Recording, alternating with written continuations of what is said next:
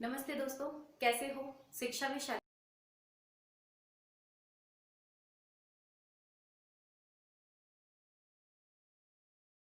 नमस्ते दोस्तों, कैसे हो? शिक्षा में शालिनी में आपका स्वागत है। जैसा कि हम पहला चैप्टर पढ़ रहे हैं, भोजन एवं स्वास्थ्य। तो भोजन जो कुछ हम खाते हैं उसका हमारे स्वास्थ्य पर क्या प्रभाव आता है वो हम इस चैप्टर में पढ़ते आ रहे हैं। ठीक है, भोजन क्या होता है, फिर उसके बाद हमने देखा था कि विभिन्न जो पदार्थ होते हैं जैसे विटामिन, खनिज, वो सारा हमने देखा। उसके बाद जल क्या होता है, मोटापा क्या होता है, रक्तचाप क्या होता है। आज हम देखेंगे कि नशीले पदार्थों का हमारे स्वास्थ्य पर क्या प्रभाव पड़ता है। नशीले पदार्थ कुछ ऐसे पदार्थ होते हैं जिनको खाने के बाद नशा महसूस होता है। ऐसे पदार्थ हमारे शरीर पर बहुत ही हानिकारक प्रभाव डालते हैं। तो देखिए कौन कौन से ऐसे पदार्थ हैं जो हमारे समाज के लोगों के द्वारा या हमारे द्वारा उपयोग में लिए जाते हैं और उनसे हमारे शरीर पर क्या दुष्प्रभाव पड़ता है वो हम इस टॉपिक के अंदर पढ़ेंगे। देखते रहिए और लिखते रहिए।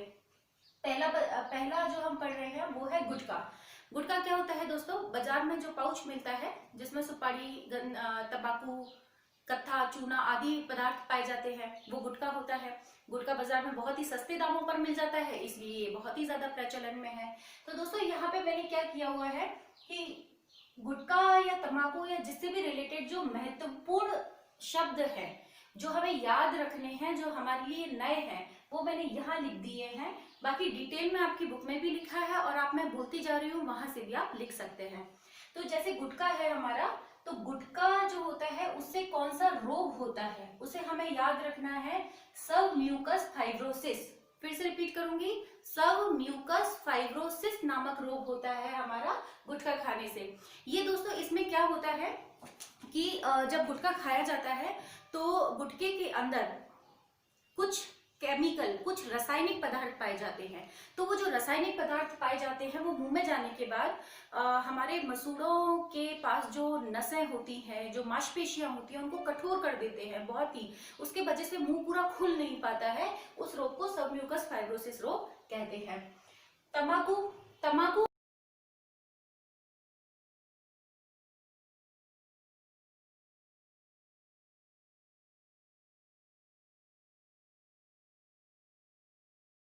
तंबाकू किससे बनता है? तंबाकू एक पौधा होता है जिसका नाम है निकोटियाना टोबेकम। निकोटियाना टोबेकम नाम का एक पौधा पाया जाता है, उससे तंबाकू प्राप्त किया जाता है। अब ये जो निकोटियाना टोबेकम पाया जाता है पौधा जो होता है, इसमें जो नशीला पदार्थ होता है वो होता है निकोटीन।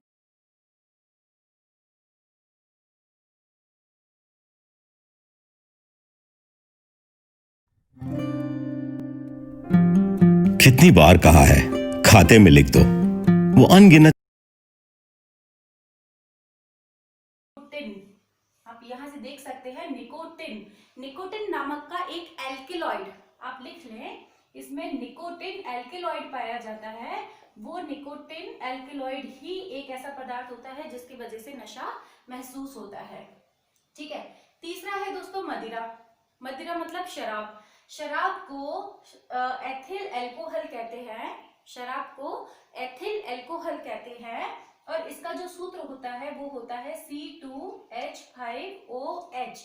ये सूत्र लिखने हम आगे के चैप्टर्स में देखेंगे, लेकिन यहाँ पे आपको याद करना पड़ेगा कि मदिरा का जो हमारा सूत्र होता है वो होता है C2H5OH, जिसे कहा जाता है एथिल एल्कोहल। ठीक है। उसके बाद आते हैं अफीम पे। अफीम जो होता है उसका वैज्ञानिक नाम होता है पेपेबर सोमनीफेरम। अफीम क्या होता है दोस्तों? एक पौधा होता है, पौधे में एक डोडा, डोडा मतलब एक फल लगता है, उस फल में दूध निकलता है। क्या करते हैं, वो जो दूध निकलता है उस दूध को सुखा दिया जाता है तो वो पाउडर जैसा हो जाता है। तो उस पाउडर को उपयोग में लिया जाता है दवाई बनाने के, उस पाउडर का दवाई बनाने में उपयोग लिया जाता है। लेकिन लोग क्या करते हैं कि दवाई के काम में तो लेते ही हैं, बाकी उसको एज ए दवाई नहीं, नशे के तौर पर भी प्रयोग करते हैं।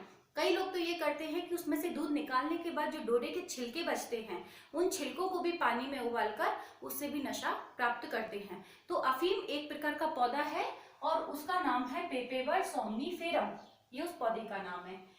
कुछ दवाएं होती हैं कुछ दवाएं होती हैं जिससे नशा किया जाता है। दोस्तों एक चीज और लिखेंगे आप यहाँ पे कि जो पेपेवर सोम्निफेरम है इसमें 35 प्रकार के एल्केलॉइड पाए जाते हैं। मैंने आपको बताया था कि तंबाकू के अंदर जो एल्केलॉइड होता है उसका नाम है निकोटिन। आप एल्केलॉइड भी लिख लीजिएगा, एल्केलॉइड। तो इसमें एक एल्केलॉइड है कौन सा, निकोटिन, और इसके अंदर 35 टाइप के एल्केलॉइड पाए जाते हैं। ठीक है, उन्हीं में से एक एल्केलॉइड होता है मार्फिन, उसी में से एक एल्केलॉइड होता है कोडीन। मैंने आपको बताया था कि अफीम का उपयोग होता है वो दवाई बनाने के काम में लिया जाता है, तो इसी का जो एक एल्केलॉइड होता है उससे मार्फिन दवा बनती है, इसी का एक एल्केलॉइड होता है जिससे कोडीन दवा बनती है। तो ये तो हो गई इससे बनने वाली दवाई। बाकी कुछ और दवाई है जैसे पैथेडीन हुआ, ठीक है, इन सब का उपयोग भी नशे के तौर पर किया जाता है। अन्य हो गए जैसे कोकीन है, गांजा है, चरस है, एक एलएसडी करके भी एक नशीला पदार्थ होता है जिसे कहते हैं लाइसर्जिक एसिड डाइएमाइड। ध्यान से सुनिएगा, लाइसर्जिक एसिड डाइएमाइड, ठीक है, ये एलसीडी की फुल फॉर्म है। तो ये भी एक पदार्थ है जो कि नशे के काम आता है। इसके अलावा है बच्चों में अनैसर्गिक नशा, बच्चे भी कुछ नशा करते हैं, इसके बारे में बताती हूँ आपको। क्या होता है कि कुछ गरीब बच्चे होते हैं तो उन लोगों को भरपेट खाना नहीं मिलता। दूसरा वो देखते हैं कि उनके माँ बाप या उनके आसपास रहने वाले लोग भी नशा करते हैं, तो धीरे धीरे उनके अंदर भी नशे की आदत हो जाती है। क्योंकि उनके पास इतना पैसा तो है नहीं कि वो कुछ सामान खरीद सकते हैं या कुछ शराब की दुकान पे जाके लाके शराब लाके या सिगरेट लाके, ऐसा उतना पैसा भी नहीं होता है। तो वो लोग क्या करते हैं, कुछ ऐसी चीजों का प्रयोग करते हैं जो कि बहुत ही नुकसानदायक होती हैं। वो चीजें कैसी होती है बच्चों कि देखिए, स्प्रे पेंट क्या होता है कि जो पेंट किया जाता है उसमें एक अजीब सी स्मेल महसूस करी होगी आपने। ये मार्कर्स, इन मार्कर के अंदर भी आप सूंघ के देखिएगा कुछ स्मेल आती है। नेल पेंट रिमूवर जो होता है, तो कुछ ऐसी चीजें होती हैं जो कि बहुत ही हानिकारक होती हैं, लेकिन कहीं ना कहीं इनके अंदर थोड़ा नशा होता है। तो ये ऐसे बच्चे जिनको नशा करने के लिए कुछ चीजें मिलती नहीं है, वो अनैसर्गिक टाइप की यानी कि अप्राकृतिक चीजों का उपयोग करके नशा करने लग जाते हैं। जैसे जूते चिपकाने वाली गोंद होती है ना, उसका वो प्रयोग किसके तौर पे करते हैं, नशे के तौर पर। तो यहाँ पे कुछ चीजें हैं और ये इन चीजों में जो खास बातें थी या कुछ खास नाम थे वो हमने यहाँ पे मेंशन किए हैं। आप एक बार फिर से देखिएगा वीडियो तो आपको और अच्छे से समझ में आ जाएगा। अभी इसमें बच्चे ये भी पूछते हैं कि ये चीजें अगर आप प्रयोग करते हैं तो इनसे क्या हानियां हैं, ठीक है। तो मैंने सारी एक साथ लिख दी है और आप इनको मिक्स करके भी लिख सकते हैं कि कैसे। जैसे गुटखा, यानी कि गुटखा खाने से सबम्यूकस फाइब्रोसिस रोग होता है, मुंह का कैंसर हो जाता है, जो बताया था सबम्यूकस फाइब्रोसिस। इसके बाद ये सारी चीजें आप किसी में भी लिख सकते हैं, जैसे कि इससे क्या होगा, मुंह का कैंसर हो जाएगा, लिवर खराब हो जाता है। लिवर एक पाचन तंत्र का एक छोटा सा भाग होता है, तो ये हमारा नशा करने से खराब हो जाता है। बांझपन, यानी कि माँ या बाप जो भी नशा करता है उसके वजह से उनको बांझपन की शिकायत हो जाती है, यानी कि उनके बच्चे पैदा होने में उन्हें दिक्कत होती है या फिर होते ही नहीं है। इसके बाद है आर्थिक स्थिति। क्या होता है दोस्तों, जो लोग नशा करते हैं वो लोग अपना सारा पैसा कहीं ना कहीं नशे में खर्च कर देते हैं, क्योंकि उन्हें तलब होती है। क्योंकि अगर वो नशा नहीं करेंगे तो उनका संतुलन बिगड़ता है, घबराहट होने लग जाती है, चिड़चिड़ापन आता है। तो वो लोग क्या करते हैं, किसी भी प्रकार से, चाहे घर में किसी चीज की कमी हो, परंतु वो अपने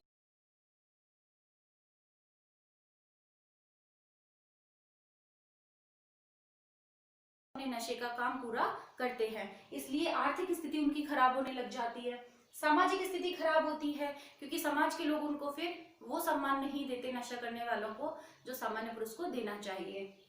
मांसपेशियों का संतुलन खराब हो जाता है, जैसे कोई शराब पी के आता है उसके बाद वो सही से चल नहीं पाता है, मांसपेशियों का संतुलन खराब हो जाता है। आपराधिक प्रवृत्ति बढ़ती जाती है, क्योंकि क्या होता है, वापस से वही कि अगर उनको नशा करने के लिए पैसा नहीं मिलेगा, अगर उनको नशा करने के लिए चीजें नहीं मिलेंगी, तो वो कुछ भी करेंगे। किसी से पैसा चुरा लेंगे, किसी को पीटना, लड़ाई करना, झगड़ा करना, क्योंकि उसके बाद उनका संतुलन नहीं रहता है, तो उसके बाद वो झगड़ा भी कर सकते हैं। तो इस प्रकार से उनमें आपराधिक प्रवृत्ति भी बढ़ती जाती है। ये एक बहुत ही आसान सा है, आपको जिसके बारे में भी पूछा जाए, अफीम के बारे में, अफीम प्रथा के बारे में भी पूछा जाता है। गाँव में एक प्रथा होती है कि जिसमें क्या होता है कि शादी ब्याह का मौका हो, या किसी के घर में बच्चा पैदा हुआ हो, और या फिर कुछ गम हो, भाई किसी के घर में कोई खत्म हो गया हो, तब भी वो लोग क्या करते हैं, अफीम देते हैं, ताकि वो कहते हैं कि अफीम पीने से नशा आ जाएगा और वो खुशी और गम के मौके पर उसको उपयोग में ले सकते हैं।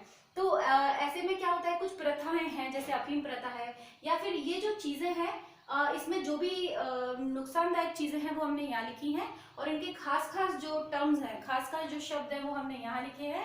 आपसे जो भी पूछेंगे, जैसे मदिरा का पूछेंगे तो आप ये लिखेंगे और उसके बाद ये सारे दुष्प्रभाव लिखेंगे। आपको दवाई का पूछेंगे तो दवाओं के नाम लिखेंगे और उनके सारे दुष्प्रभाव यहाँ लिखेंगे, यानी ये दुष्प्रभाव कॉमन है इसलिए मैंने एक साथ लिखे हैं। आइए इसके बाद देखते हैं दूसरा टॉपिक जो कि है मिलावट। दोस्तों क्या होता है कि हम जो भी चीजें खाते हैं, जो भी चीजें हमारे आसपास बाजार से मिलती हैं, क्या वो शुद्ध है, उसके अंदर मिलावट मिलती है, ये आप भी समझते हैं। तो मिलावट क्या होता है कि जो चीज मंगाई, जैसे दूध हम लेके आए बाजार से, तो क्या वो वाकई में प्योर दूध है, क्या दूध के अंदर कुछ मिलाया तो नहीं गया। अगर बाहर से कुछ ऐसी चीजें जो कि खाने योग्य नहीं है, उन्हें अगर आप खाद्य पदार्थों में मिला देते हैं तो उसे खाद्य पदार्थों में मिलावट कहा जाता है। ऐसे पदार्थ जो खाने योग्य नहीं है और उन्हें खाने की चीजों में अगर मिला दिया जाए तो उन्हें खाद्य पदार्थों में मिलावट के तौर पर जाना जाता है। फॉर एग्जाम्पल हमने कुछ यहाँ उदाहरण लिए हैं, जैसे कोल्ड ड्रिंक। कोल्ड ड्रिंक के बारे में सबसे ज्यादा पूछा जाता है, इसलिए हमने स्टार्ट किया है कोल्ड ड्रिंक से। तो कोल्ड ड्रिंक में क्या क्या मिलाया जाता है, कोल्ड ड्रिंक में लिंडेन और डीडीटी मिलाई जाती है, ठीक है। कोल्ड ड्रिंक में लिंडेन और डीडीटी मिलाई जाती है। अब इसका नुकसान क्या है, ये शरीर के कई अंगों को खराब कर देता है, जैसे कि आपका जनन तंत्र खराब हो जाएगा, आपकी मांसपेशियों और आपका संतुलन खराब होने लग जाएगा, पैरालाइसिस भी हो सकता है, ठीक है। इसके बाद फास्फोरिक अम्ल, ये आपके दांतों को खराब कर देता है। फास्फोरिक अम्ल मिलाएंगे तो क्या खराब हो जाएंगे, दांतों को नुकसान पहुंचेगा। उसके बाद एथिलीन ग्लाइकॉल मिलाया जाता है। एथिलीन ग्लाइकॉल एक जहर के समान होता है, जो कि धीरे धीरे पूरे शरीर के सारे अंगों को धीरे धीरे खराब करने लग जाता है। इसके बाद बोरिक अम्ल, बेंजोइक अम्ल मिलाया जाता है। चूंकि ये दोनों अम्ल हैं तो ये पेट में अम्लीयता बढ़ा देते हैं। अम्लीयता से क्या होता है, एसिडिटी हो जाती है, पेट में गैस बनने लग जाती है, खट्टी डकारें आने लग जाती हैं, चिड़चिड़ापन आता है, बहुत जोर से गैस बनती है। तो ये सारी चीजें क्या होती हैं, इसके वजह से आती हैं। तो इसमें हम लिख सकते हैं शरीर में अम्लीयता बढ़ती है, ठीक है। उसके बाद आता है शीशा। इसके बाद क्या आता है, शीशा। शीशा क्या करता है, पूरे शरीर को खराब करता है। सबसे ज्यादा वो खराब करता है यकृत को, यानी कि इसका सीधा सीधा इफेक्ट किसको पड़ता है, यकृत को इसका बिल्कुल खराब हो जाता है शीशे की वजह से। इसके बाद कैफीन मिलाया जाता है। कैफीन एक ऐसा पदार्थ है जिसको लेने के बाद नींद नहीं आती है। तो अगर आप कैफीन की ज्यादा मात्रा आपके शरीर में होगी तो आपको अनिद्रा की प्रॉब्लम हो जाएगी। किसकी प्रॉब्लम हो जाएगी, अनिद्रा, यानी नींद नहीं आना, ठीक है। तो ये कैफीन हो गया, शीशा, बोरिक अम्ल, एथिलीन ग्लाइकॉल, फास्फोरिक अम्ल, लिंडेन और डीडीटी, ये सारे वे पदार्थ हैं जो कोल्ड ड्रिंक के अंदर मिलाए जाते हैं। इसके बाद आता है दूध। दूध के अंदर यूरिया, डिटर्जेंट, पोस्टर कलर, जो बच्चे कलर करते हैं ना, वो कलर तक उसके अंदर मिला दिए जाते हैं। घी और तेल। घी के अंदर, शुद्ध देसी घी के अंदर वनस्पति घी मिलाया जाता है। जो बाजार में फैक्ट्रियों में जो दूध घी बनता है वो घी शुद्ध घी के अंदर मिला दिया जाता है। तेल के अंदर भी कई सारे पदार्थ मिलाए जाते हैं। उदाहरण के लिए मैंने यहाँ लिखा है, जैसे सरसों का तेल के अंदर आर्जिमोन या पाम ऑयल मिलाया जाता है। आपने एक ऐड देखा होगा सरसों के तेल का, वहां पे भी वो कहते हैं आजकल बाजार में मिलने वाले सभी तेलों के अंदर पाम ऑयल मिलाया जाता है। वो यही पाम ऑयल है जो कि आपके सरसों के तेल के अंदर मिलाया जाता है। अन्य खाद्य पदार्थ जैसे काली मिर्ची के अंदर पपीते के बीज मिलाना, लाल मिर्ची का पाउडर के अंदर ईंट मिला देना, और भी कई सारी चीजें होती हैं खाने की, जैसे हल्दी है तो उसमें सिंथेटिक यानी कृत्रिम कलर मिला दिए जाते हैं, रंग मिला दिए जाते हैं। सब्जियों का हरा कलर देने के लिए उनमें इंजेक्शंस और दवाइयों का छिड़काव किया जाता है। तो वो सब मैंने लिखे नहीं है, आप अपनी बुक्स में भी देख सकते हैं और अदरवाइज अपने मन से भी लिख सकते हैं, जैसे पपीते में बीज मिलाना आदि। जो इंपॉर्टेंट थे वो मैंने सारे यहाँ लिख दिए हैं। अब बात ये है कि ये सारी चीजें मिलाई हैं तो हानि क्या है, अगेन हानियां यही हैं इससे आपको कैंसर हो सकता है, इससे आपको बांझपन हो सकता है, और आर्थिक स्थिति मतलब महंगे मिलते हैं ना ये पदार्थ। कोल्ड ड्रिंक पीने का कोई फायदा नहीं है, और इसमें आप पैसा वेस्ट करोगे तो कहीं ना कहीं आर्थिक स्थिति पे भी इफेक्ट तो आता ही है। तो आप इसमें ये लिख सकते हो, ये सारी बीमारियां और ये सारे दुष्प्रभाव ये खाद्य पदार्थों में मिलावट की वजह से होते हैं। इसके बाद ये है कि इतनी अगर मिलावट होती है तो क्या हमारी सरकार ने इसके लिए कुछ नहीं किया? हाँ, बिल्कुल किया है। हमारी सरकार ने 1954 में एक रूल निकाला था, PFA। इस रूल को कहा जाता है PFA। इसका मतलब है खाद्य पदार्थ अल्प मिश्रण निषेध अधिनियम। ये एक ऐसा कानून बनाया था सरकार ने। उन्होंने बोला था कि अगर कोई भी व्यक्ति अगर खाद्य पदार्थों में मिलावट करते हुए पाया गया, या उसकी दुकान पे जो सामान बिक रहा है उस सामान के अंदर कोई भी खाद्य पदार्थ में कोई भी बाहर की वस्तु या खराब वस्तु मिलाई हुई पाई गई, तो उसे सजा का प्रावधान है। पर क्या होता है, वो जाते हैं, सजा काटते हैं, वापस आ जाते हैं, या जुर्माना भरते हैं, वापस आते हैं और वापस से मिलावट वाली वस्तुएं खरीदते हैं। तो हम इसके ऊपर डिपेंड नहीं हो सकते, हमें खुद को सचेत होना पड़ेगा, हमें खुद को ध्यान रखना होगा हमारे सेहत का। हमें व्यसन छोड़ने होंगे, हमें नशीले पदार्थों का त्याग करना होगा, और हमें खाद्य पदार्थों में मिलावट से बचना होगा। तो ये था हमारा आज का टॉपिक। होप आपको पसंद आया होगा। अगर पसंद आया हो तो इसे लाइक और सब्सक्राइब कीजिए और देखते रहिए शिक्षा with Shalini. Thank you so much.